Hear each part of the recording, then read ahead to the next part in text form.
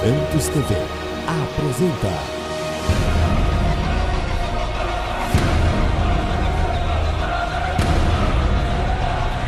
Mensagens que edificam.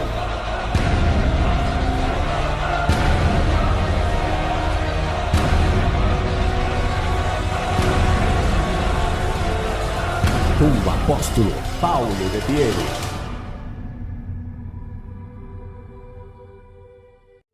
Vamos abrir então as nossas Bíblias no livro de Romanos, capítulo 12. Depois o apóstolo comenta com vocês da viagem. Foi muito bom. Deus nos surpreende quando a gente acha que a gente já tem tudo programado. O Senhor fala assim, Ele prepara verdadeiros banquetes. Então o Senhor é maravilhoso. Mas como Ele gosta de falar, vamos deixar para Ele, né? Assim a gente tem mais tempo para adorar. Amém? Pode falar amém, profetiza. Amém. Depois ele conta e nós vamos adorar o Senhor. Capítulo 12, versículo 1.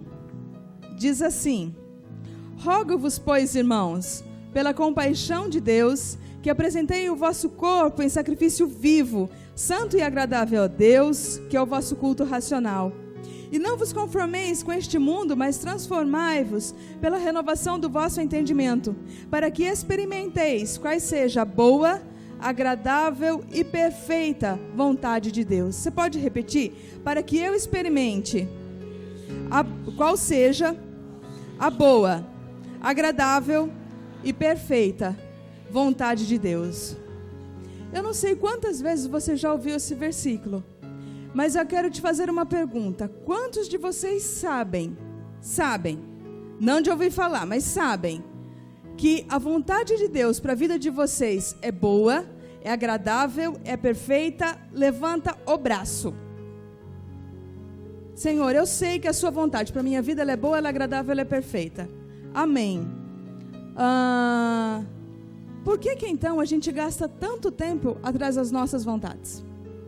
Se a gente sabe que a vontade de Deus que é boa, agradável e perfeita.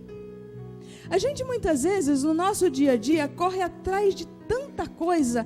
A gente vive muitas vezes como Marta, né? Trabalhando, afadigada e etc e tal. E a gente não se preocupa com uma coisa, que é ser Maria, que é ser adoradora. Marta, ela está lá trabalhando e aí ela chega para Jesus e fala assim: mas Jesus, não te incomoda que a minha irmã está aí sentada e não me ajuda, eu aqui correndo? E Jesus vira e fala para ela assim: Marta, Marta, estás afadigada, ansiosa, com muitas coisas, mas uma só é necessária. E Maria escolheu a boa parte, do qual não será tirada. Quantas vezes na nossa vida, no nosso dia a dia, a gente passa o dia correndo, trabalhando para cá, trabalhando para lá, trabalhando para o outro lado, e a gente não tem tempo para ser Marta. A gente não tem tempo para fechar os olhos e falar assim: não, agora é meu canto aqui com Deus, agora é meu canto de oração com o Senhor, eu quero cantar, eu quero adorar, eu quero fechar os meus olhos e sentir o Senhor me abraçar. Quando nós, diante de todas as situações que a gente vive, seja com família, seja com trabalho, seja com amigo, seja na vida financeira, a gente muitas vezes se põe: como é que eu vou resolver tal situação? Como é que vai ser? Como é que não vai ser? O que a pessoa vai responder? Como é que vai ser a hora que chegar a conta para pagar? E a gente fica correndo no mundo como Marta. Você pode perguntar para a pessoa bonita que está do seu lado e falar assim: você está sendo Marta ou você está sendo Maria? Quando nós agimos como Marta, com todas as nossas preocupações, com todas as nossas ansiedades, correndo para resolver tantos os problemas, nós não temos tempo para sermos Maria. E quando é que a gente consegue atingir a boa e perfeita agradável vontade de Deus? Quando a gente resolve ser Maria. Por que a Maria? Por que adorar? Porque quando nós nos preocupamos em adorar ao Senhor, em ter tempo para o Senhor, nós também vamos ouvir a direção de Deus para qualquer coisa da nossa vida.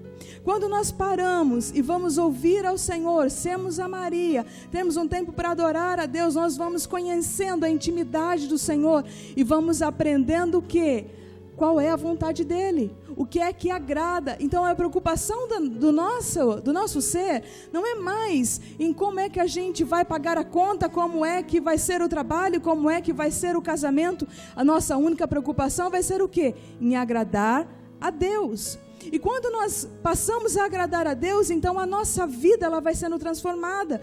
Os nossos pensamentos vão sendo transformados, os nossos sentimentos vão sendo transformados, as nossas ações vão sendo transformadas. Nós não vamos mais alimentar um ódio dentro do nosso coração, porque nós sabemos que isso não é obra de Deus na nossa vida. Nós não vamos mais ficar ansiosos quanto a conta que vem para pagar, porque nós sabemos que o Senhor proveu o pão para aquele que busca a sua face, que de nada tem falta. Claro que, lembrando aquele detalhe, o Senhor supre necessidade, mas não supre vaidade, então toma cuidado na hora das suas escolhas, tá? Mas assim, quando nós vamos nos lançando, vamos vivendo no mundo de Marta, mas sendo Maria, sabendo que independente da quantidade de afazeres que nós tenhamos, mas se a gente tem esse tempo para termos de adoração com Deus, de conhecer a Deus, de falar assim, Senhor, fala comigo porque eu quero te ouvir.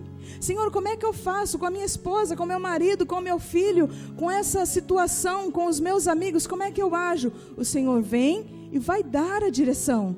E aí nós passamos a provar o quê? Da boa, agradável e perfeita vontade de Deus. Quando nós não temos tempo para ser essa Maria, para buscar a face de Deus, para agradar ao Senhor, nós vivemos segundo a nossa vontade. E sabe o que é viver segundo a nossa vontade? Você pode perguntar aí, você sabe como é que faz para viver na sua vontade? Às vezes é um prejuízo tão grande, porque a gente mete os pés pelas mãos. E quantas vezes nós já metemos os pés pelas mãos, já reagimos em situações assim, que você fala assim, ai, o que eu fui fazer? Nós estávamos lá ontem, e o apóstolo Arles fez um comentário, ele estava contando uma história. E essa história era assim, ele e a esposa estavam almoçando, e tocou o telefone em casa, e a empregada foi e atendeu. Quer falar com a dona Lília? Porque ela é psicóloga. Mas quem que é? Quem? Tá. Dona Lília, telefone para a senhora. E o apóstolo Arles, daquele jeito, para quem já conhece ele, mas quem que é? Agora, na hora do almoço? Ele falou que é o Roberto de todo dia. Como assim? O Roberto de todo dia? Lília, que história é essa? Aí ele foi lá, ele falou assim, no bife.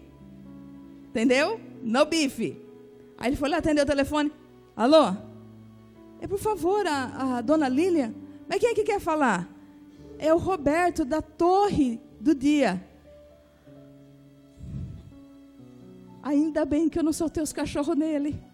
Assim, já até respirei e dei glória a Deus, porque eu já estava pensando 1001 coisa da minha esposa, que é esse Roberto de todo dia. Então, muitas vezes, quando nós não temos essa conexão com Deus, esse momento de intimidade com Deus, diariamente, você pode repetir, diariamente, a gente mete os pés pelas mãos. E é sério, e é com tudo na nossa vida, é na hora de comprar alguma coisa, na hora de se relacionar com alguém, os nossos pensamentos e os nossos sentimentos, a gente acaba perdendo a sensibilidade do Espírito. E isso não é bom.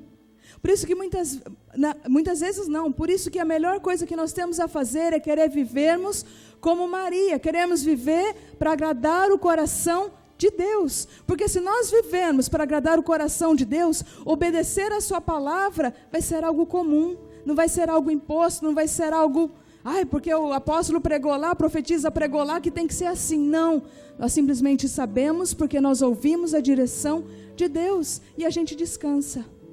E vivemos aquilo que é bom, aquilo que é agradável e aquilo que é perfeito. Você pode perguntar, você escolhe outra pessoa agora, tá? Fala assim, você quer viver o que é bom? Você quer viver aquilo que é agradável? Você quer viver aquilo que é perfeito? Adora a Deus. Só adore a Deus. A adoração é a maior arma de guerra que existe. Quantos aqui dispostos nesta manhã adorarem ao Senhor? A viverem como Maria, não apenas agora pela manhã, mas em toda a sua vida. Senhor, nós queremos viver para adorar o Teu santo nome, pois não há outro Deus melhor que o Senhor.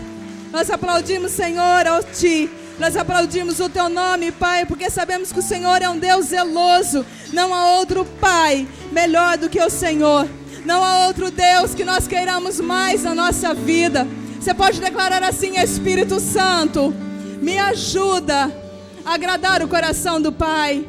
Me ajuda, Espírito Santo, a agradar aquele que tem me escolhido. Espírito Santo, ilumina-me, ensina o caminho que eu devo seguir, para que os meus pés não tropecem. Senhor, alinha os meus pensamentos e os meus sentimentos ao céu, que a minha vida seja para agradar ao Senhor. Eu quero compartilhar algo com você, e é uma palavra histórica, é uma palavra de conhecimento, e eu preciso que você fique atento hoje. Queria que você abrisse sua Bíblia no livro de Esther, Esther capítulo 2. Este livro, que nós vamos extrair algumas coisas da palavra do Senhor, é um livro que você não vai encontrar o nome Senhor, você não vai encontrar Adonai, você não vai encontrar Yahvé, você não vai encontrar Deus, não existe essa palavra nesse livro.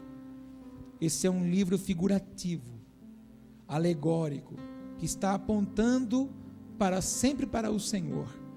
Alguns personagens que nós vamos falar neste livro está apontando para Jesus, para Deus, para a igreja, para Satanás. Está dentro deste livro. E por que você vai falar isso agora, apóstolo? Porque o nosso calendário, preste atenção no que eu vou falar, para você não falar que eu estou falando coisas sem fundamento. O calendário que eu e você temos hoje nos nossos relógios, celulares, na folhinha da sua casa, é um calendário chamado calendário solar. É um calendário gregoriano, montado por Gregório. O calendário bíblico, ele é lunar. Assim como esse ano é bissexto, se acrescenta um dia, o calendário judaico trabalha diferente. De períodos em períodos eles fazem um ajuste e acrescentam um ano. Então o calendário judaico neste ano tem 13 meses. Por causa disso, a festa de Purim saiu um pouco diferente do normal. Então a festa de Purim, que é o que eu quero falar com você hoje, é quarta-feira agora, dia 23. E a Páscoa vai ser no domingo. Seguindo o calendário lunar, que é o calendário bíblico, a festa da Páscoa deveria ocorrer no mês de abril. Mas nós vivemos pelo calendário de Gregório, que então é contado pela festa da carnalidade. Então, da festa do carnaval. Por isso que a Páscoa vai ser agora. Biblicamente, a festa da Páscoa não deveria ser comemorada domingo que vem. É um pouco mais adiante. Mas como nós estamos vivendo dentro desse calendário, seria complicado você chegar na sua família e dizer, não tem festa de Páscoa aqui, nós vamos comemorar lá, porque nós vamos pela Bíblia. E eles não vão entender. Então nós vamos seguir aqui.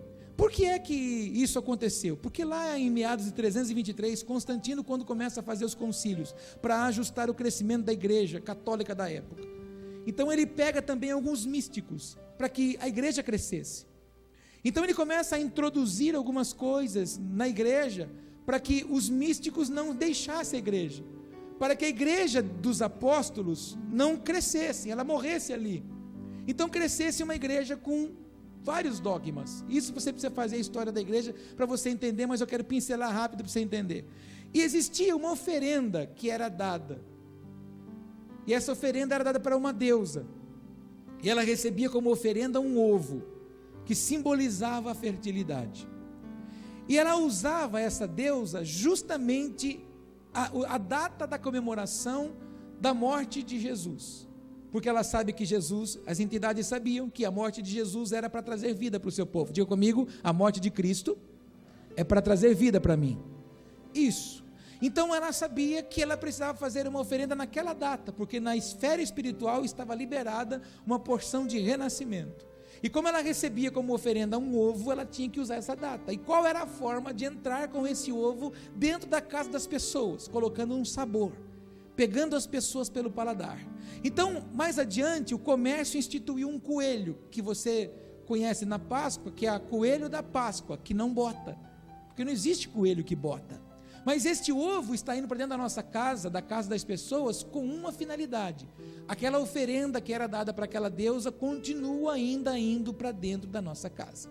Assim como os templos católicos começaram dentro dos templos místicos, foram arrancados os deuses do misticismo e colocadas imagens católicas. Então assim começou o concílio que Constantino começou a introduzir para arrebanhar o povo. Prova disso que tirou o 7º dia, o sábado, o dia de adorar o Senhor, e colocou o domingo, que no inglês significa Sunday. É isso, teacher? E no inglês, Sunday é dia do sol. Então este dia se comemora o dia do Deus Sol. E aí foi colocado um dia para servirmos ao Senhor, justamente para que o meu Senhor, o seu Senhor, Rei do Universo, fosse adorado justamente junto com o dia do sol, para que ninguém deixasse de estar no templo. Então algumas coisas da minha vida e da sua vida foi sacada da palavra. Existem muitas coisas que, se nós olharmos para dentro da história da palavra de Deus, da história da igreja, nós vamos ver o quanto nós fomos roubados. Então, eu preciso que você entenda que algumas festas que nós deveríamos celebrar foram sacadas de nós. E a festa de Purim é uma festa muito importante que mostra para nós o governo do Senhor, quando nós discernimos o tempo, quando nós nos sujeitamos ao Senhor, quando nós nos expomos diante do Pai. Então, essa semana, você pode comprar chocolate para os seus filhos, mas, por favor, consagre ao Senhor tudo o que você for comprar. Porque o desejo é que você leve para dentro da sua casa uma oferenda a uma deusa da fertilidade.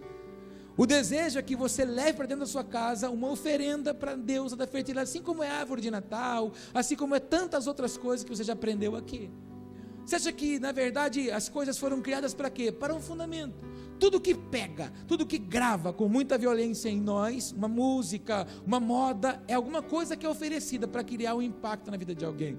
Porque o Senhor não trabalha com coisas de cima para baixo, não tem preço nas coisas do reino. As coisas do Senhor é ombro a ombro, andamos por obediência. Quantos entendem isso?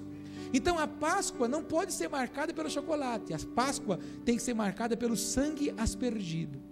Quando se aspergia o sangue nos umbrais da casa, o espírito da morte passava e via que ali era a casa de um filho de Deus, o sangue estava aspergido. Por isso que tem que entender a diferença do sangue derramado e do sangue aspergido. Nós precisamos entender o poder que há no sangue de Jesus. Eu vou falar disso um pouco domingo que vem sobre a Páscoa. Quantos entendem isso? Por que você está falando isso, apóstolo? Porque muitas coisas nos foram roubadas e muitos, quando a gente fala de Purim, fala que isso é coisa de judeu. Na verdade, se os judeus não tivessem o coração deles endurecido por não reconhecer o Senhor, por imaginar que quem viria para resgatá-lo seria um rei poderoso. E qual era a imagem que eles tinham? A imagem de Davi. Qual era a referência que eles tinham de Salomão? Qual era a imagem que eles tinham dos demais reis que passaram pelo governo, homens ricos, poderosos, que ostentaram grandes palácios, grandes fortunas, grandes exércitos? E Jesus, o Filho do Deus Altíssimo, vem como rei, mas vem mudando todo o conceito dele, quebrando o orgulho deles, tirando o farisaísmo deles. Então ele vem como um homem simples, comum, que nasce numa manjedoura, que nasce num lugar de pouca estrutura e começa a andar no meio dos leprosos, começa a andar no meio das prostitutas, que eram pessoas excluídas da época, justamente para quebrar o orgulho deles. E eles não reconheceram Jesus. Por não reconhecer Jesus, o projeto de Deus não poderia acabar ali. Então Deus endurece o coração do judeu.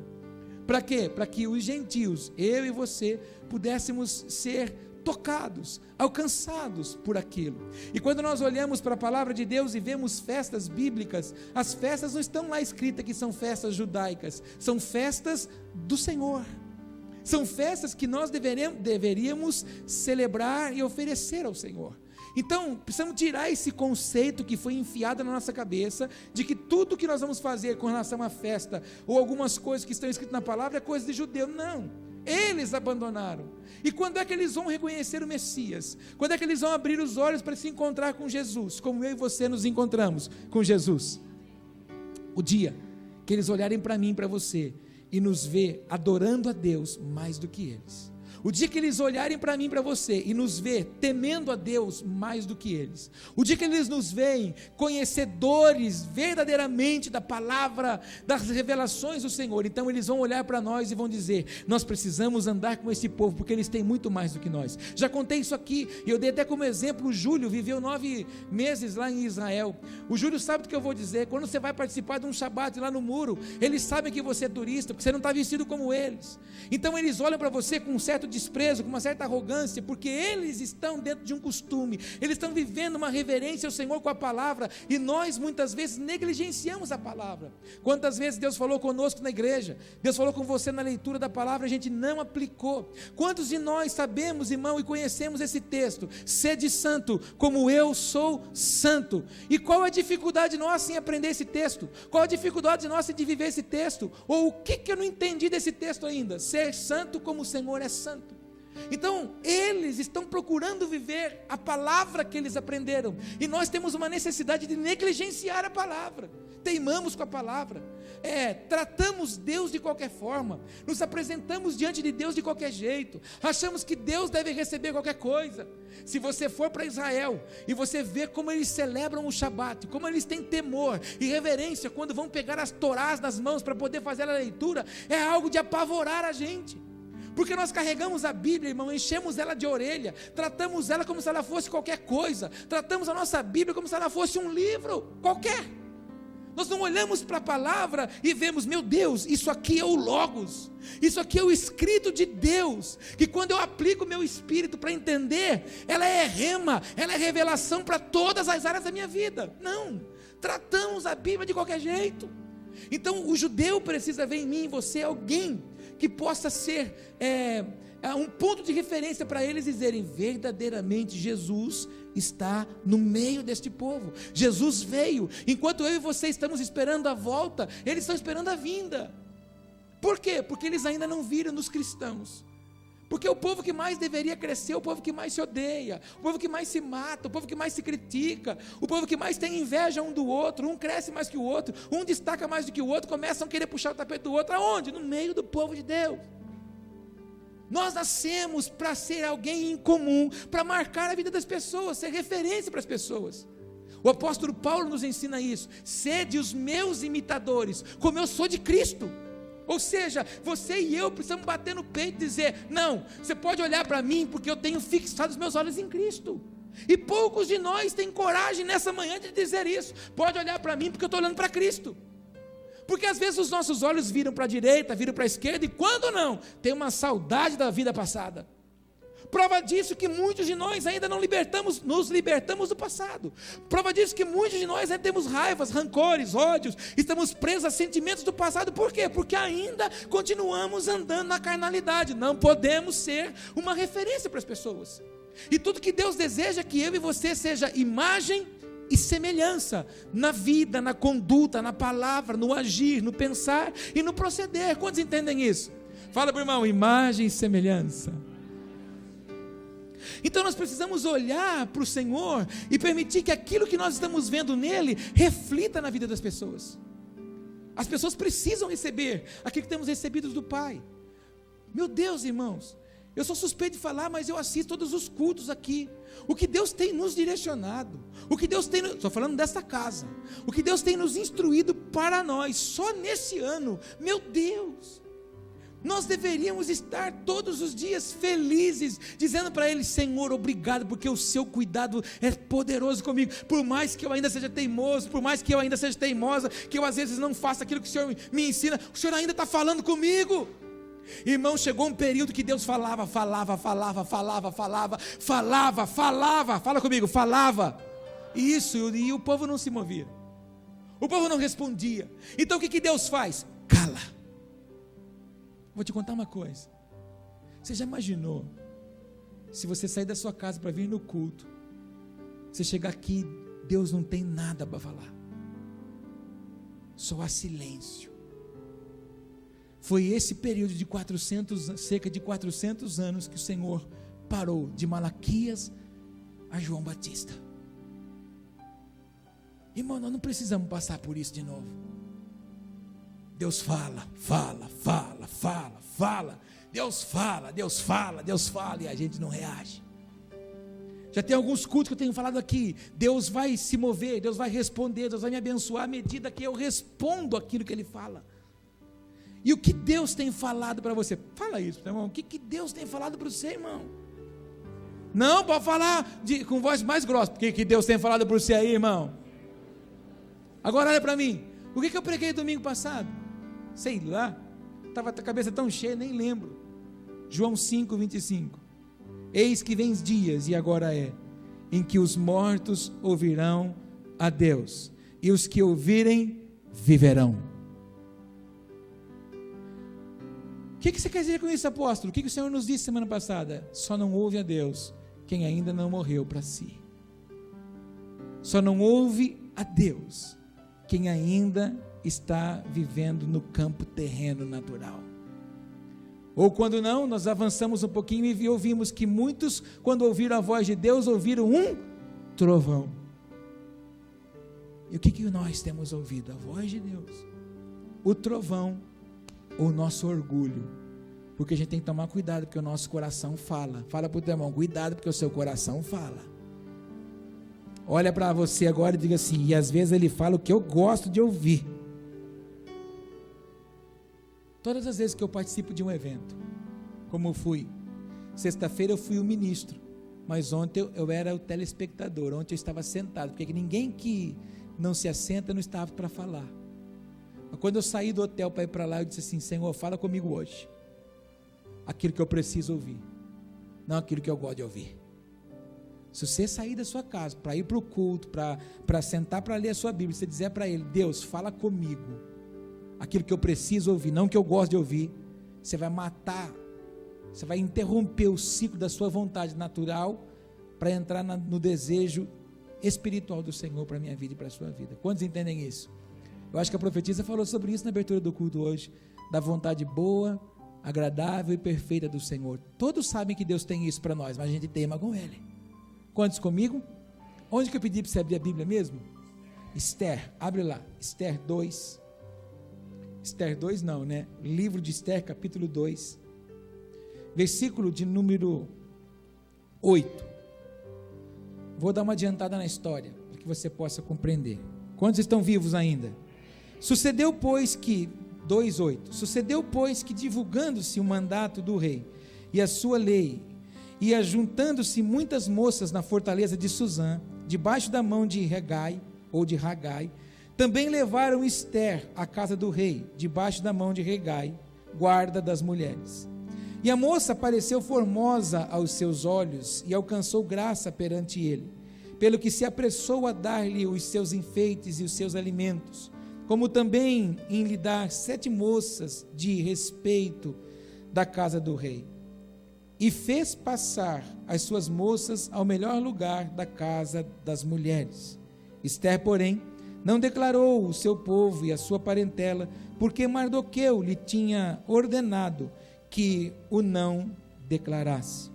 E passeava Mardoqueu cada dia diante do pátio da casa das mulheres, para se informar de como Esther passava e do que lhe sucederia.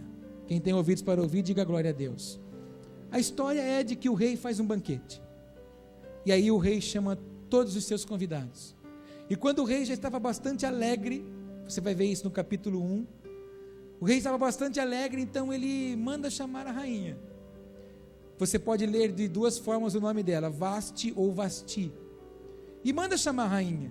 E quando os eunucos vão chamar a rainha se nega a se apresentar diante do rei, e o rei fica enfurecido com aquilo, o rei fica magoado, fica chateado pela desobediência da rainha. O rei que nós vemos no texto, ele é um símbolo do Senhor, e a rainha um símbolo da igreja. Por diversas vezes o Senhor chama a rainha, chama a esposa, mas a esposa não quer se apresentar.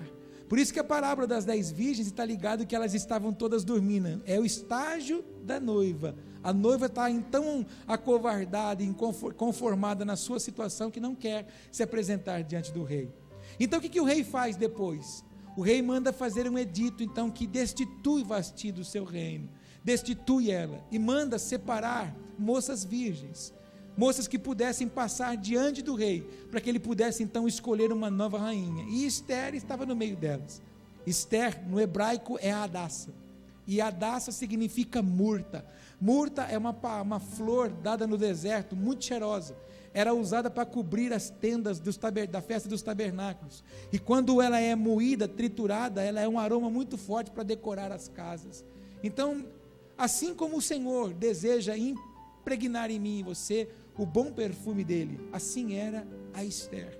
A Esther então é escolhida, ela é separada, não se dá a identidade dela, não podia se apresentar a identidade dela, porque senão ela seria excluída, e ela é colocada ali pelo seu primo, Mardoqueu, colocado ela ali dentro para fazer parte. Ali é a escolha da Hadassah, da Esther. Este livro de Esther aponta para o tempo da igreja agora. Enquanto nós estamos vivendo um cenário totalmente complicado na política e na economia, a igreja, a Esther, tem que estar posicionada para que a hora que o cetro do rei seja levantado, ela possa se apresentar diante dele e apresentar a sua petição.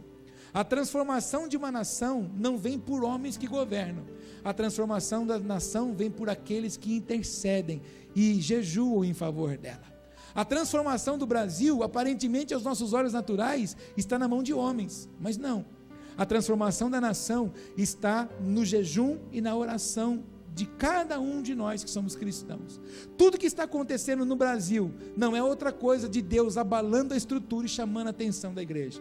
Quando você discorre os seus olhos no livro dos Atos dos Apóstolos, enquanto a igreja não teve perseguição e afronta, a igreja não se mexeu.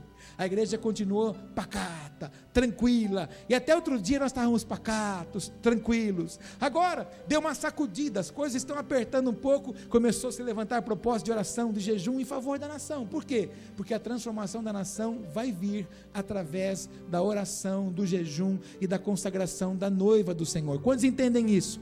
Aí mais adiante um pouquinho, nos versículos de baixo, eu preciso que você se concentre no que você vai ouvir, porque a história te remete a algo muito tremendo no mundo espiritual. Versículo 12: e chegando já a vez de cada moça para vir ao rei Assuero, depois que fora feito a cada uma segundo as leis das mulheres, por 12 meses, porque assim se cumpriam os dias das suas purificações, 6 meses com óleo de mirra, e 6 meses com especiarias e com as coisas para a purificação das mulheres. Olha aqui, nenhuma mulher do rei podia se apresentar diante dele de forma comum, então ela se purificava por 12 meses, 6 meses só na mirra. Então se pegava um ofurô, que nós temos hoje mais moderno, mas eles pegavam aqueles compartimentos de madeira, ou quando não aquelas talhas de pedra, colocavam as mirras ali e a mulher ficava ali dentro, por 6 meses, purificando o seu corpo para ter um aroma diante do rei. Depois de ficar 6 meses na mirra, ela ia para um outro compartimento que tinham outras especiarias para preparar a pele para o rei. E daí? Nós sabemos que o Senhor é rei. E ele vem buscar uma noiva, não de qualquer jeito. Ele vem buscar uma noiva que precisa estar cheirosa diante dele. Uma noiva que não pode mais estar cheirando o passado. Uma noiva que não pode mais estar cheirando ira. Uma noiva que não pode mais estar cheirando droga. Uma noiva que não pode mais estar cheirando vícios. Uma noiva que não pode mais estar cheirando sentimentos do pecado, prostituição, anarquia. Não é essa noiva. Ele vem buscar uma noiva que tem um cheiro agradável a ele. Como eu disse para você algum tempo atrás, uma noiva que esteja madura, pronta para com ele. Uma noiva que gastou tempo se preparando. Imagine você o que é ser. As mulheres estão vivas? Imagina você, irmã, quando você acaba de tomar banho, que esse monte de coisa que você tem para fazer, você passar creme no seu corpo já é uma luta. Imagina você ter que ficar 6 meses dentro de uma banheira, só mergulhada na mirra, para se preparar para o seu noivo. Aí alguns olham para esse texto de uma forma natural, dizendo: mas havia tempo, o rei era rico, o nosso rei é o quê? Mas e o tempo? O tempo somos nós que criamos, o tempo que você dá para se preparar para ele é você que cria. Não queira colocar tempo de vida com Deus em cima das pessoas ou das coisas que você tem que fazer. O tempo que você dá para Deus é segundo a sua prioridade, é segundo o seu desejo de estar com Ele. Quantos são casados aqui? O dia não é corrido, mas você não tem que arrumar um tempo para estar perto da esposa, para estar perto do marido, não é você que determina isso? Pois é, assim é a nossa vida com o Senhor.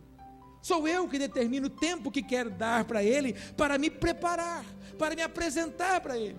Será que, como nós estamos hoje, estaríamos exalando um bom cheiro para o nosso noivo?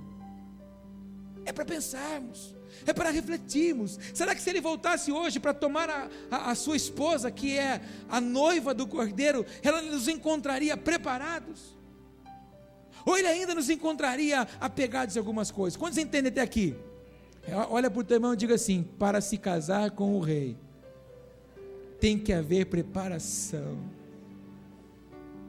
Quantos querem ir para o céu? Então você precisa amar as coisas que são do céu. O que tem no céu? Adoração. O que tem no céu? Intercessão. O que tem no céu? Reverência. Se você não gosta disso na terra, você não está pronto para ir para o reino do céu. Porque lá no céu, os anjos agora, enquanto você está aqui ouvindo eu pregar, os anjos estão de costa para todo mundo, e olhando para o trono dizendo, santo, santo, santo é o Senhor, porque não tem nada mais poderoso que ficar olhando a não ser para o santo. E aonde é que estão nossos olhos, irmão? Se eu anseio o reino, eu preciso começar a querer entender como funciona o reino que eu vou morar. Fala para o teu irmão, acho bom você se acostumar com o reino que você vai morar. Porque eu preciso minha casa aqui, porque eu preciso conseguir minha puxadinha aqui, minha terrinha aqui. Ei, irmão, essa terra fica. Essa terra dá confusão para quem fica. Agora, se você se preocupar com a terra que você vai viver lá, porque lá tem galardão, viu? Repete isso comigo, no céu tem galardão. Ou você pensa que vai ficar todo mundo dentro de um salãozão, morando todo mundo junto. Não, meu irmão, lá tem níveis de galardão.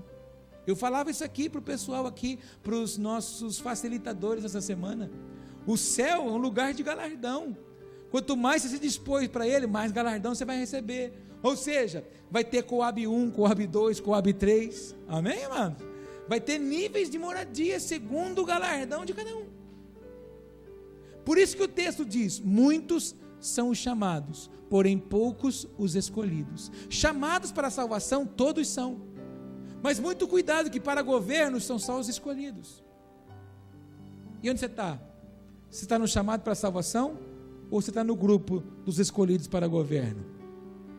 E quem é os escolhidos para governo, apóstolo? Conta para mim. A noiva. Então ele quer sim salvar a igreja, mas ele quer casar com uma noiva. Porque a noiva vem com ele para estabelecer governo. E um dia eu virei, você virá com ele, as noivas. Eu pensei que você fosse pular da cadeira quando eu falasse as noivas.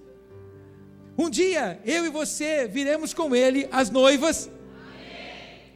Governar, estabelecer julgamento sobre as nações. Porque um dia você escolheu morrer para si, se preparar só para se casar com ele. Quantos que entendem isso? Eu estou terminando, diga aleluia. Isso. Veja comigo agora versículo 13. Desta maneira, pois entrava a moça ao rei, tudo quanto ela desejava se lhe dava para ir da casa das mulheres à casa do rei. Então ela se preparava, e tudo que ela pensava de ornamento, de decoração para o corpo, de roupa, era dado para ela. Versículo 14, à tarde entrava e pela manhã tornava à segunda casa das mulheres, debaixo da mão de Sasgás, eunuco do rei, guarda das concubinas, não tornava mais ao rei, salvo se o rei a desejasse e fosse chamada por nome. Ou seja, o rei vai chamar por nome aquela que ele deseja se casar. Fala para o teu irmão, o Senhor vai chamar a noiva por nome. Venha, amada minha. Vou contar até 3, você fala o seu nome. Venha, amada minha, 1, 2, 3. Cuidado, hein? Viu, eu sou noiva, como é que você chama? Chamo... Tomara que não tenha uma Judite aqui. Judite, não está aqui não. Aparta-te daqui porque conheço você não. Meu Deus do céu. E tem gente que acha que isso não vai acontecer. Eu lamento quando não acredita nisso. Vamos seguir. Versículo 15. Chegando, pois, a vez de Esther, filha de Abiail, tio de Mardoqueu, que a tomara por sua filha, para ir ao rei, coisa nenhuma pediu. Diga comigo, coisa nenhuma pediu. Quando chegou a vez da Esther, disseram para ela, está aqui Esther, esse aqui é o guarda-roupa de roupa, esse aqui é o closet de bijuterias, entra lá e pega o que você quer. Ela disse, não, eu não preciso de outro ornamento a não ser aquilo que eu já preparei para o meu rei. Ou seja, eu não preciso me contaminar de nada para me apresentar diante do meu amado, meu Deus.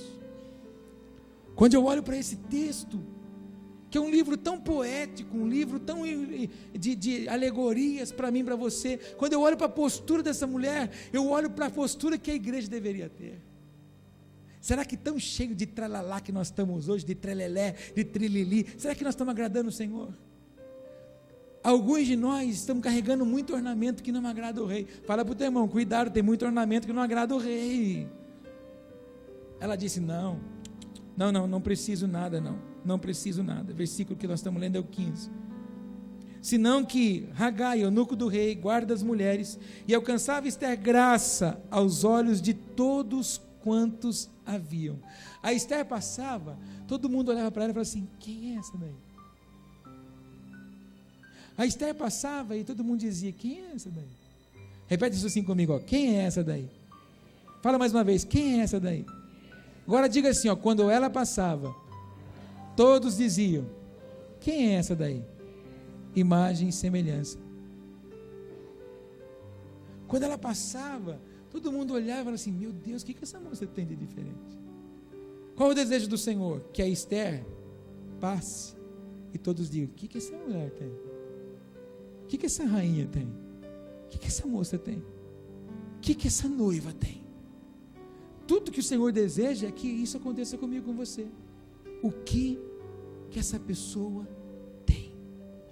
Repete isso comigo, o que essa pessoa tem?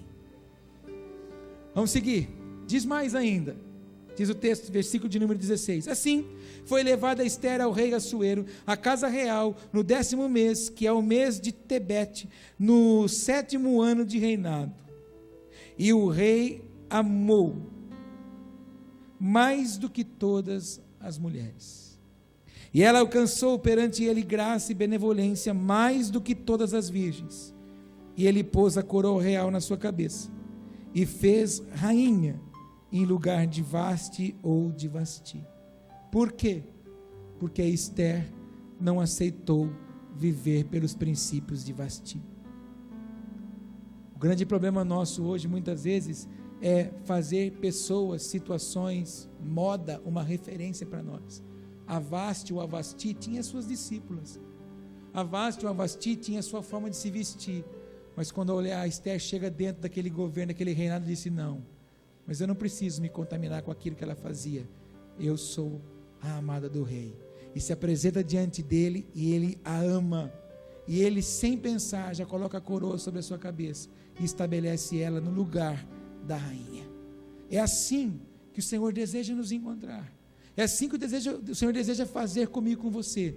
Nos tomar, nos separar, nos encontrar prontos, prontas para Ele, para que Ele possa nos amar e estabelecer o seu governo. Eu disse para os irmãos um dia aqui na igreja, que muitos não têm noção do que vai ser o nosso encontro com o Senhor. Um dia nós vamos estar face a face com o Senhor. Vem aqui, Francisco, um pouquinho, vou usar o exemplo você. Faz de conta que o Chico é a noiva do Cordeiro, simbolizando todos nós. Um dia ele vai estar diante do rei da vida dele, e o rei vai estar usando a sua coroa de majestade, e aí o rei vai dizer assim, amada minha, desposada minha, eu separei você. Nós não somos dignos de receber a coroa do rei, mas ele vai marcar a sua noiva para governar com ele.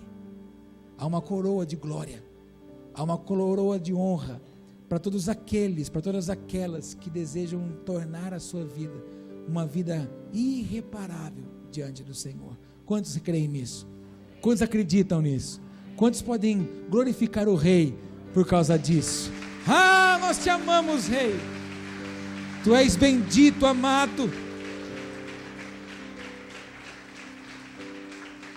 Diga comigo todas as vezes que Deus levanta a sua noiva, o inimigo vai arquitetar um projeto. Dentro do palácio, o rei tinha um servo. Esse servo se chama Ramã. Esse homem se levanta contra o povo judeu. Esse homem se levanta contra o povo de Deus. E ele começa a arquitetar a destruição do povo judeu da face da terra. Então o que o Senhor estava projetando então? O Senhor estava colocando uma rainha ali para destituir o projeto do inimigo. O que o Senhor fez com você quando sacou você da família que você vive? Sacou você de lá para te colocar num reino, para destituir tudo o que ele estava fazendo para acabar com a sua família. Colocou você lá para suplicar diante do rei o favor dele. Então o Senhor estrategicamente coloca a Ester ali uma mulher de Deus, com princípios do Senhor, para alterar aquilo. Se você for olhar a sua Bíblia mais adiante um pouquinho, vai no capítulo 7, por favor, capítulo 7, de Esther. Eu estou quase terminando, diga glória a Deus. Isso, versículo 1, 7:1. Vindo, pois, o rei com Ramã, para beber com a rainha Esther, disse também o rei a Esther, no segundo dia, no banquete do vinho: qual é a tua petição, rainha Esther? E se te dará. Entre outras palavras, alguma tradução diz assim: pede-me o que queres que eu te farei. E qual é o teu requerimento? Até metade do reino se fará.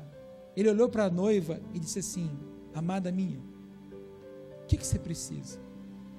O que você quer? Se você pedir metade do reino, eu vou te dar. Olha como é que é o relacionamento do rei com a sua esposa. O que você precisar, pede, que eu vou te dar. E a gente suplica, irmão. A gente fica mendigando bênção. A gente fica achando que Deus é um Deus ruim. Ele quer dar o reino. Pede-me e te darei as nações por herança. É Bíblia. Quantos comigo? Versículo de número 3. Então respondeu a rainha Esther e disse: se o rei achar graça aos teus olhos, e se bem parecer ao rei, se dê-me a minha vida como minha petição, e o meu povo como requerimento.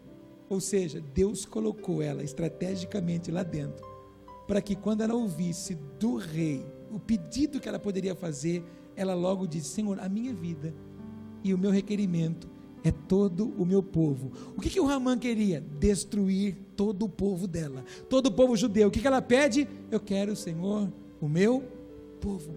O que o Senhor convida você quando sua noiva? Quando você vai pedir, não é bênção, irmão. Senhor, eu só quero o meu povo. Senhor, eu só quero o meu povo. Está explícito no que o Josué fala. Olha, vocês, eu não sei o que vocês querem, mas eu quero uma coisa: eu e a minha casa serviremos ao Senhor. Entre outras palavras, ele estava dizendo: Senhor, eu só quero o meu povo. Diga para o irmão do seu lado: a sua família, a sua casa, ela é do Senhor.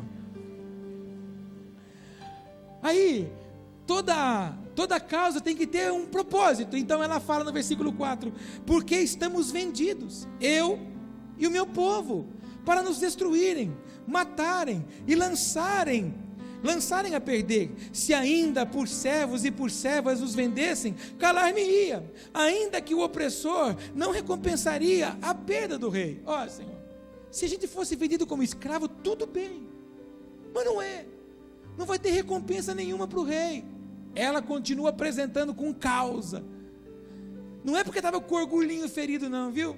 É porque não olharam para mim hoje, então eu não tive nem vontade de congregar mais nessa igreja. Não, irmão, a causa era outra, o propósito era outro. Não, Senhor, é o meu povo que está sendo destruído. Há um projeto contra o meu povo, e por causa disso eu estou apresentando essa causa para o Senhor. Porque se a gente fosse escravo, tudo bem, o Senhor ganharia com isso, mas não é isso não, Senhor. Ela continua.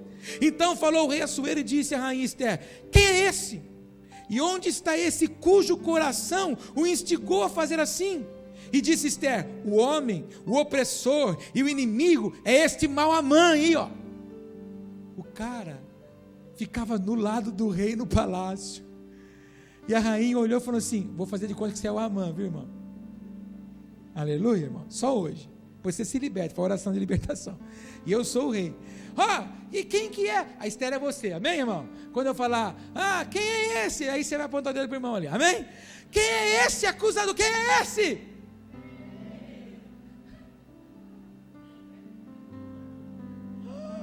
O rei ficou atônito. Olha o que diz mais. E disse Esther: está aqui, já falei. Então Amã se perturbou perante o rei. Perturba aí, irmão, muda o tom aí. Vai, isso, coisa sinistra agora, perturbou perante o rei e a rainha. E o rei, no seu furor, se levantou do banquete do vinho para o jardim do palácio. E Amã se pôs em pé para rogar a rainha Esther pela sua vida, porque viu que já o mal lhe era determinado pelo rei. Aí o Amã ficou tão apavorado. O rei saiu para o palácio e o Amã falou assim: deixa eu mudar essa situação, deixa eu fazer uma média com a Esther. E o rei, versículo seguinte: tornando, pois, o rei do jardim, versículo 8, do palácio, a casa do banquete, do vinho, Amã tinha caído prostrado sobre o leito em que estava Ester. Ou seja, estou assinando a minha condenação.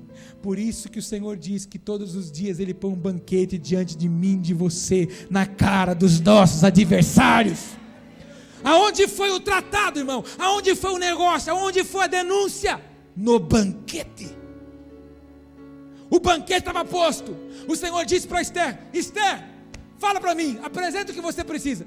Esse aí, ó, esse meu inimigo aqui, ó, quer acabar com a minha família, quer acabar com a minha história, quer acabar com o meu povo. Aonde foi o banquete? Deus destituirá os seus inimigos no banquete.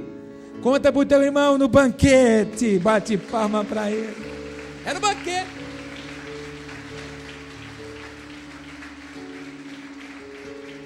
Há um espírito opressor sobre a nação, e nos banquetes estão sendo destituídos, irmão. Preste atenção que você vai começar a ouvir agora. Vai começar a ouvir um monte de coisa na nação. Por quê? Porque a oração do seu povo, do povo do Senhor, tem efeito. E você vai ver o que acontece com o inimigo, irmão. Você vai ver o que acontece com os inimigos do povo de Deus. Está aqui nesse livro. Continue vendo comigo, já estou terminando. Fala aleluia. Versículo 7, 8. Prostrado sobre o leito em que estava Ester. Então disse o rei: porventura quereria ele também forçar a rainha perante mim nesta casa? Saindo essa palavra da boca do rei, cobriram a Amã o rosto. Então disse Rabona, um dos seus eunucos que serviam diante do rei: eis que também a forca de 50 côvados de altura de que Ramã fizera para Mardoqueu, que falara para o bem do rei, está junto à casa de Ramã. Então disse o rei: enforca-o nela. Qual era a forma que ele ia matar os judeus? Enforcado. E ele tinha feito uma forca do lado da casa dele. E aí o eunuco falou assim: não, e tem mais, viu? Sempre tem um ajudante. E tem mais, hein? Foi feita uma forquinha lá que era para matar os judeus. O rei falou: o quê? Forca? Então ele vai morrer na forca que ele mesmo fez. A cotovela do teu irmão fala assim para ele: escuta o que você vai ouvir agora. Quem golpeou o país vai morrer na forca que fez. Quem saqueou o país vai morrer na forca que fez. Por isso que quando o Senhor disse para Abraão, há uma palavra que me consola a minha vida: ei Abraão, eu abençoo quem te abençoa, mas eu mesmo amaldiçoo quem te amaldiçoa. Meu Deus! Sabe o que é isso? É mexer com a menina dos olhos do Senhor, é mexer com a nação eleita, é mexer com o sacerdócio. O que é a menina dos olhos, irmão? Aquilo que dá visão para você. O que nós somos para o Senhor? A visão dele na terra. Meu Deus! Por que nós somos a visão? Porque nós denunciamos o que está errado. E o que ele tem que fazer com a menina dos olhos? Quando você vai na sua fazenda lá de 50 mil alqueires, você entra no seu pomar de limão Tahiti, que parece mais um coco. Porque tudo que crente planta cresce, amém, irmão? E você entra lá você entra lá no pé de limão com a carona no limão? Não, irmão, por quê? Pode espetar os seus olhos com os espinhos que são grandes. Então você bota a mão na frente para tirar o galho, para não machucar a sua visão. Você acha que Deus está fazendo o que com você? O Senhor disse para o Josué: Josué, é o seguinte, se você andar pela minha palavra, se você andar pela minha instrução, não se apartando da sua boca ela nem um dia, você não olhando para a esquerda, para a direita, nem para trás, só rumando para o propósito, eu não te deixo, e eu não te desamparo. Meu Deus do céu! Quando ele diz eu não te deixo, é presença total. E quando ele fala eu não te desamparo, proteção pessoal. Quantas vezes eu já falou para você: eu não te deixo, eu não te desamparo, e você já bambeou as pernas? Ei, irmão, Chegou a hora de você discernir e denunciar o seu inimigo no palácio. Chegou a hora de você denunciar o seu inimigo no banquete. Esse banquete, esse palácio não é na terra, não é dentro dessa igreja. Esse palácio, esse banquete é no seu devocional com Ele. É quando você entra na dimensão do seu rei, junto com o seu rei. Lá você conta, está aí, Senhor, o meu inimigo é esse daí. E ele vai entrar na peleja por você e vai ordenar a forca para ele mesmo. Quantos entendem isso? Para mim terminar, eu preciso terminar. Diga aleluia. Pode dizer aleluia para me motivar a acabar mais tarde ainda. Vamos lá. Versículo de número, qual que eu parei? Não, vamos para o capítulo 9. Vamos para o capítulo 9. Capítulo 9, versículo 1. E a gente encerra aqui. E no mês do 10º, que é o mês de Adar, entre março e abril, no caso, dia 23. Fala comigo, dia 23. Fala de novo, dia 23. Olha para o teu irmão e diga assim para ele: não perca dia 23 de vista. Agora eu deixo minha função de apóstolo e assumo a função de profeta. Fica atento na televisão e nos jornais, dia 23. Lê comigo. E no mês de Adar, no dia 13 do mesmo mês, que é dia 23 para nós agora, em que chegou a palavra do rei e a sua ordem para se executar, no dia em que os inimigos dos judeus esperavam assenhorar-se deles, sucedeu o contrário, porque os judeus foram os que se assenhorearam dos seus aborrecedores. Porque os judeus nas suas cidades, em todas as províncias do rei Assuero, se ajuntaram para pôr as mãos sobre aqueles que procuravam seu mal, e nenhum podia resistir-lhes. Por quê? Porque seu terror caiu sobre todos aqueles povos, e todos os maiorais das províncias, e os sátrapas, e os governadores, e os que faziam a obra do rei, auxiliavam os judeus, porque tinham caído sobre eles o temor de Mardoqueu, porque Mardoqueu era grande na casa do rei, e a sua fama saía por todas as províncias, porque o homem Mardoqueu se ia engrandecendo. Feriram, pois, os judeus a todos os seus inimigos a golpes de espada pela palavra, e com a matança e com a destruição, e fizeram dos seus aborrecedores o que quiseram. O que quiseram, por causa da espada, e a palavra é a espada, e por causa da palavra que o Senhor liberou para essa nação, o Senhor vai expor tudo o que está errado, porque a Bíblia diz que não há nada que esteja oculto que não venha a ser revelado, a começar pela minha vida, pela sua vida. Ah, meu Deus, fala para o teu irmão, antes dele denunciar a nação, ele denuncia a nossa vida. Ele começou dizendo isso para nós hoje: se você quiser ser rainha, você tem que se preparar. Se você quiser ser rainha, você tem que tirar tudo que não presta de dentro de você. E se você fizer isso, quando o rei levantar o cetro, você não pode perder a oportunidade de entrar no palácio e dizer: é assim, Senhor. E ele tira o anel que era do Ramã, segunda maior posição no reino, coloca no de Mardoqueu, que foi arquitetado a morte dele, e todos tremiam Mardoqueu, porque a sua prima, sua sobrinha, ou filha como ele chamava, porque ele cuidou dela, era a rainha do palácio. Por isso que a palavra de Deus diz: em ti serão benditas todas as famílias dessa terra. Quantos recebem essa palavra? Fiquemos em pé em nome de Jesus. Aleluia!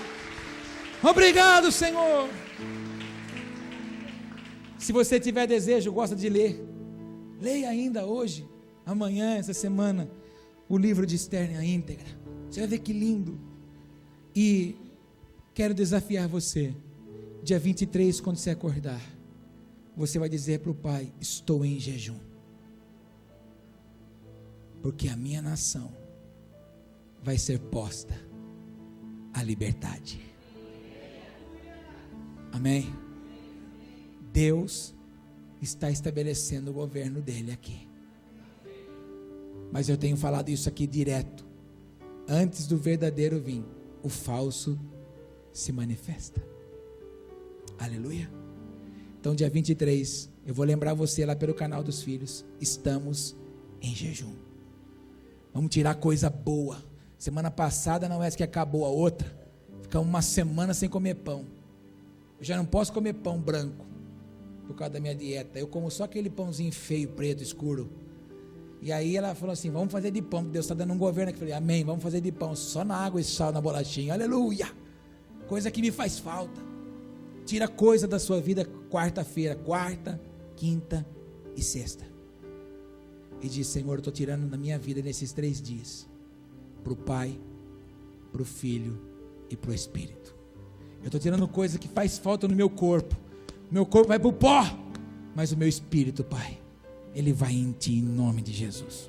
Amém? Abre sua mão. Pai, obrigado por tua palavra. Pai, obrigado pela sua direção. Nós assumimos a ousadia da Esther. Nós assumimos a intrepidez da Esther. Nós assumimos o governo do Senhor através desta palavra.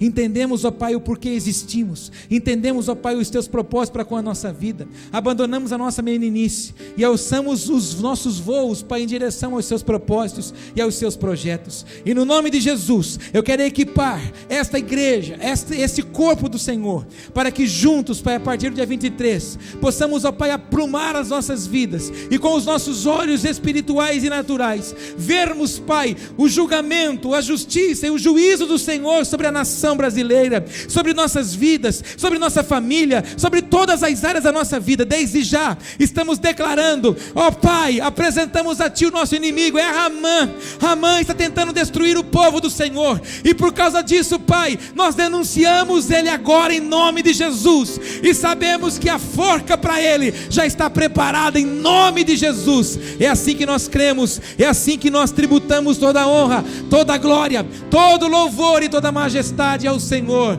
em nome de Jesus. Se você crer, diga amém. Diga obrigado, Jesus. Antes de você bater palma, acha pelo menos 3 pessoas, faz um rebuliço aqui, acha umas 3 pessoas, olha para ela e fala assim, vai Radassa, porque você nasceu para espalhar o bom perfume do Senhor. Se não lembrar Radassa, fala Esther.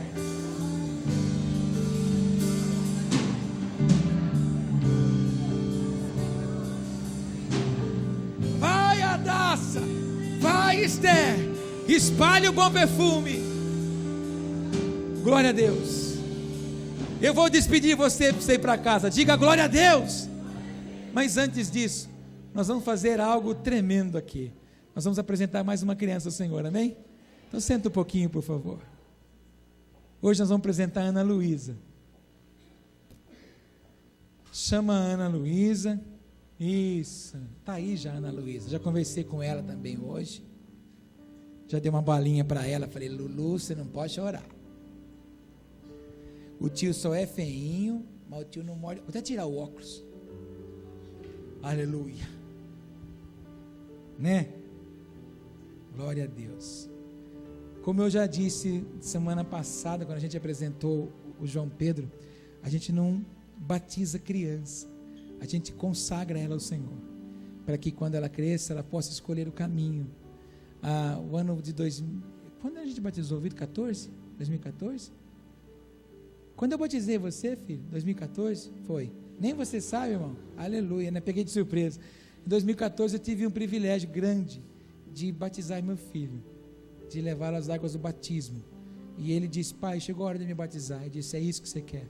Você tem convicção de que você quer pagar um preço de servir Jesus para o resto da sua vida. Você tem certeza que os seus amigos vão dizer para você, você é careta, cara, esse negócio de Jesus. Não, pai, eu quero Jesus para a minha vida. Então eu fui batizar, é uma escolha dele. Agora ele escolheu caminhar com o Senhor. Eu não tenho mais governo agora, porque eu já disse para o Senhor, ele é homem, ele é dono das suas ações. É assim que nós fazemos com as nossas crianças.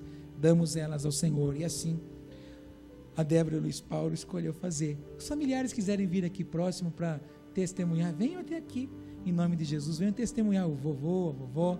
Venham aqui testemunhar esse ato tão lindo, né? Nós vamos fazer.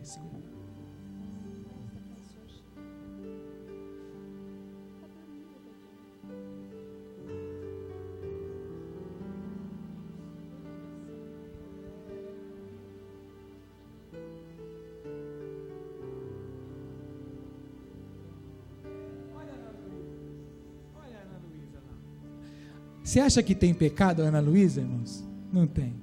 É isso que o Senhor espera de mim e de você todo dia, que nós nos apresentemos a Ele nesse momento de busca a Ele como uma criança que busca o Pai, como quer alguma coisa dele. Sejamos crianças nesse momento, não na malícia, mas nessa hora, na simplicidade, no amor. Então nós vamos levantar ela ao Senhor agora. Pai, em nome de Jesus, eu escolho agora, Pai, como sacerdote, juntamente com os seus pais, entregar a Ana Luísa ao Senhor.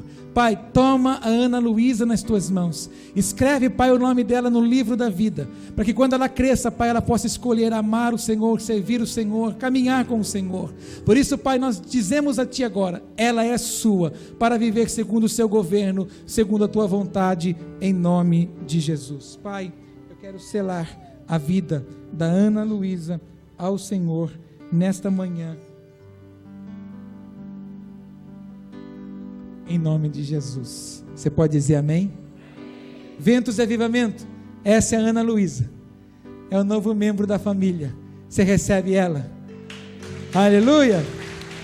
Aí, Ana Luísa, todo mundo te recebendo. Fala para ela, Ana Luísa, seja bem-vinda nesta família, em nome de Jesus. A Ana Luísa é apaixonada pela Débora, a Débora é apaixonada pela Ana Luísa. Minha filha, meu Deus do céu.